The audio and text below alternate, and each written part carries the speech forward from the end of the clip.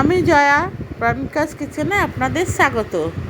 আজকে আমি একটা নতুন রেসিপি নিয়ে এসেছি, আপনারা শেষ পর্যন্ত দেখুন, আশা করছি ভালো লাগবে। আমি রান্না করব মুগ ডাল দিয়ে, চাল কুমড়ো দিয়ে মুগ ডাল।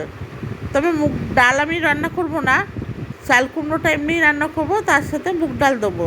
আপনারা ভিডিওটা শেষ পর্যন্ত দেখুন, আশা করছি ভালো লাগবে। আমার যারা পুরনো বন্ধু আছেন তারা আমার পাশে থাকবেন, আর যারা নতুন বন্ধু এখনও আমার চ্যানেলটাকে সাবস্ক্রাইব করেননি তারা আমার চ্যানেলটাকে সাবস্ক্রাইব করার জন্য অনুরোধ রইল তাদের কাছে। আমি এখানে চাল কুমড়োটা কেটে টুকরো করে নিয়ে খোসা ছাড়িয়ে নিয়েছি। এবারে আমি এইগুলোকে ভালো করে পিস করে ভালো করে টুকরো করে নেব, ঠিক আলু ভাজার মতো। একটা কথা বলতে ভুলে গেছি, যে যারা নতুন বন্ধু আছেন তারা পাশে থাকা বেল আইকনটা প্রেস করতে ভুলবেন না, কারণ আমার যা নতুন রেসিপি আসবে সেটা আপনাদের কাছে আগে পৌঁছাবে। এবং আপনারা যদি আমার চ্যানেলটাকে সাবস্ক্রাইব করেন বা আমার পাশে থাকেন, তাহলে আমি আরও নতুন নতুন রেসিপি বানানোর জন্য উৎসাহিত হব।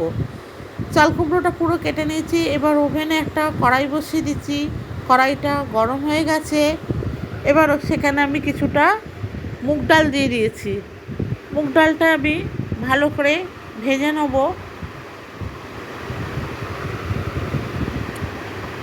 ভেজে নিয়ে খুন্তি দিয়ে আস্তে আস্তে করে নেড়ে মুগ ডালটা ভেজে নেব। মুগ ডালটা আমার ভাজা হয়ে গেছে। এবার আমি এটাকে নামিয়ে নেব। ওই একই কড়াইতে আমি কিছুটা তেল দিয়ে দেবো, সর্ষের তেলটা গরম হতে টাইম লাগবে। সর্ষের তেলটা গরম হয়ে যেতে তাড়াতাড়ি, তার জন্য আমি তেলটা একটু নাড়িয়ে দিলাম। এবারে এর মধ্যে দিয়ে দেবো দুটো তেজপাতা আর হাফ চামচের মতো সাদা জিরেটা 10 সেকেন্ডের মতো ভেজে নেব। তেজপাতা এবারে দিয়ে দিলাম 1 চামচের মতো কুড়িয়ে রাখা আদাটা আমি আগে থেকে কুড়িয়ে রেখেছিলাম, সেই আদাটাতে দিয়ে দিলাম। এবার এটা 10 থেকে 20 সেকেন্ডের মতো একটু ভেজে নেব, যাতে আদার কাঁচা ভাবটা চলে যায়। এরপর এর মধ্যে তুলে দেবো ওই চাল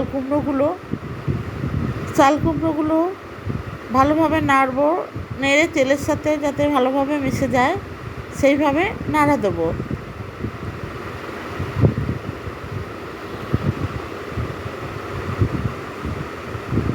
এইবার এর মধ্যে দিয়ে দেবো সামান্য নুনটা দিয়ে দিলে কী হবে, চাল কুমড়োটা গলে যাবে তাড়াতাড়ি।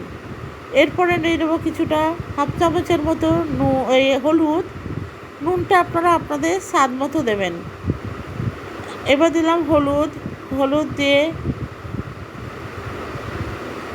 এবার আমি 5-6টা কাঁচা লঙ্কা ভেঙে দিয়ে দিলাম। আপনারা এটা কুচিয়েও দিতে পারেন বা চিড়েও দিতে পারেন, আমি এখানে ভেঙে দিয়েছি। এবারে এটাকে ভালোভাবে মিশিয়ে নিয়ে পুরো ভালোভাবে মিশিয়ে নেবো। মশলাগুলোকে মিশিয়ে এবারে এর উপরে দিয়ে দিলাম কিছুটা জিরে গুঁড়োটা দিয়ে আমি ভালোভাবে মিশিয়ে নেব।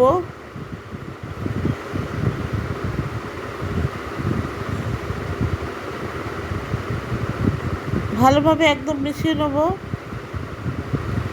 হালকা হাতে নেড়ে এটাকে মিশিয়ে নেবো। এবার একটা ঢাকনা দিয়ে ঢেকে দেবো।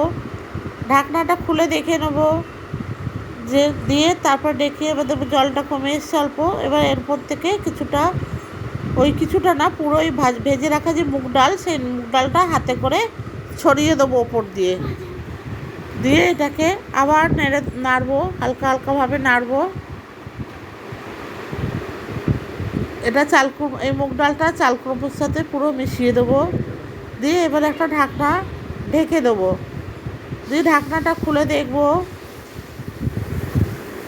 এটা অনেকটাই শুকিয়ে গেছে,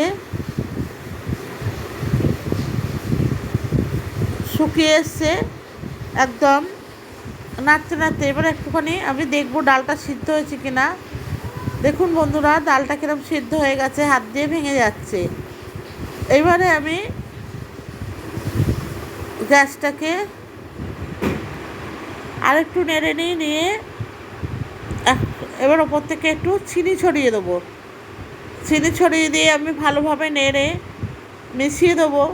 আমার রেসিপিটা হয়ে এসছে, পুরো সব কটা মিশিয়ে ঘেটে একদম পুরো খাটা করে দেবো। দেখুন আমার ওপর থেকে একটু ধনেপাতা ছড়িয়ে দেবো গার্নিশের জন্য, এবার ডেকোরেশনের জন্য। দেখুন আমার রেসিপিটা তৈরি পরিবেশনের জন্য। Thank you.